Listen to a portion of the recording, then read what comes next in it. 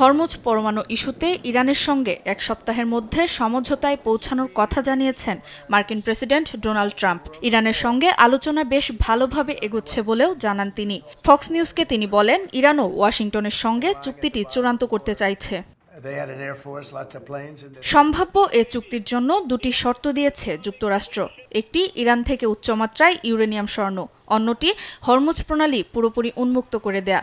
এদিকে মার্কিন পররাষ্ট্রমন্ত্রী মার্ক রুবিও ইরানে এপিক ফিউরি অভিযানের সমাপ্তি ঘোষণা করলেও ট্রাম্পের দাবি, উল্লেখ্য দুই ইস্যুতে দেশটি রাজি হলে সমাপ্তি ঘটবে এ যুদ্ধের।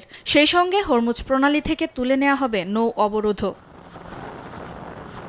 এদিকে মার্কিন প্রস্তাব এখনও পর্যালোচনার পর্যায়ে রয়েছে বলেই জানিয়েছেন ইরানের পররাষ্ট্র মন্ত্রণালয়ের মুখপাত্র ইসমাইল বাঘাই। তবে তিনি আশ্বস্ত করে বলেন, দ্রুতই সিদ্ধান্ত নিয়ে তা পাকিস্তানের মাধ্যমে ওয়াশিংটনের কাছে পৌঁছে দেয়া হবে। এমন পরিস্থিতির মধ্যেই ফিলিপাইনে শুরু হয়েছে আসিয়ান সম্মেলন। সেখানে 2020 থেকে 30-এর সময়কালকে চাপ পরীক্ষার দশক হিসেবে উল্লেখ করেছেন আঞ্চলিক নেতারা। ইরান যুদ্ধের প্রভাবে জ্বালানি দামের ঊর্ধ্বগতি ও জীবনযাত্রার ব্যয় বৃদ্ধি মোকাবেলা নিয়েও হয়েছে আলোচনা। নিউজ ডেস্ক, দেশ টিভি।